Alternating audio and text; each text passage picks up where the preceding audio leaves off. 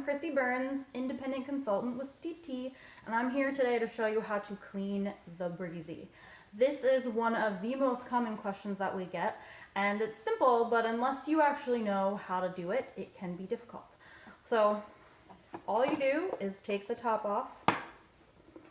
And by the way, this is made out of BPA-free Triton material.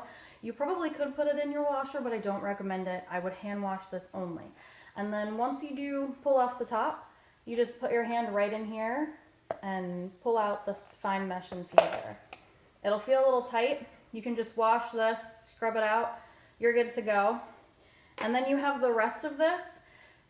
Home office recommends not taking this apart. And I agree with that for the most part.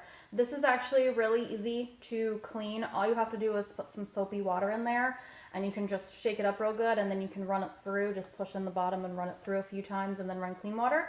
And then once you put it in your dish drain, just make sure you put it this way so that it will dry.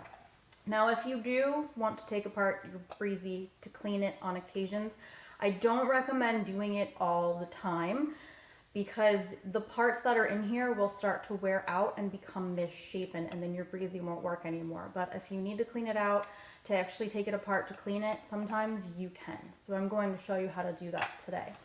So once you take your top off and the fine mesh infuser out, all you really have to do is just push on this bottom piece in the middle and push it out. That will release this blue piece with the little nozzle. I don't recommend taking that off, but you could clean that out. And then there is a little silicone stopper in here. Okay, and then you can clean that as well. And then that just makes it a little easier if you really do want to give those parts a good scrubbing. But again, I do not recommend doing it all the time. Then same thing, once it's dry, you should put the bottom piece back in first. And it can only go in one way, there are little grooves. Then once it's in, you take the silicone stopper piece and you just fit it in there really well. Make sure you push down with your fingers hardcore so that it is sealed in there, because if you don't get this back in right, your Breezy will leak. And these pieces are pretty well made, so they should last for a long time, but again, I don't recommend pulling it apart all of the time. And then you can just put your infuser back in when it's dry, and then put your lid on.